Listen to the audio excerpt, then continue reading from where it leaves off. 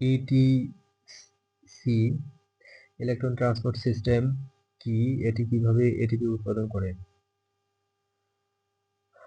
What is the electron transport chain? ETC.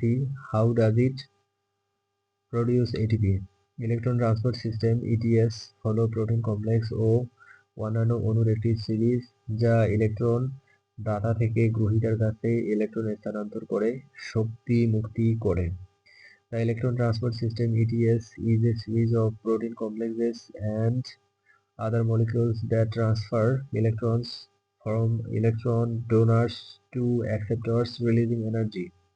এটি মাইটোকন্ড্রিয়ার অভ্যন্তরীণ ঝিল্লিতে অবস্থিত এবং অঙ্গাণু শ্বসনের শেষ ধাপ। It is located in the inner membrane of mitochondria and represents the final step of cellular respiration.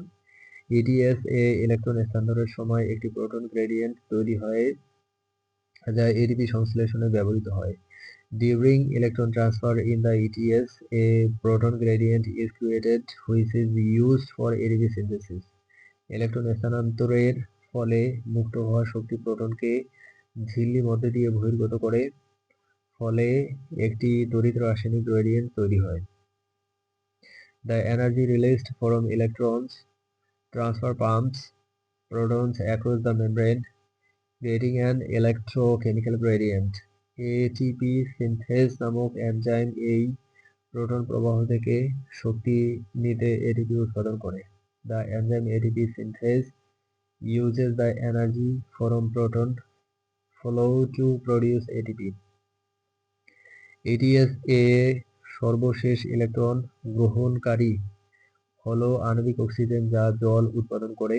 The final electron acceptor in the ETS is molecular oxygen which forms water.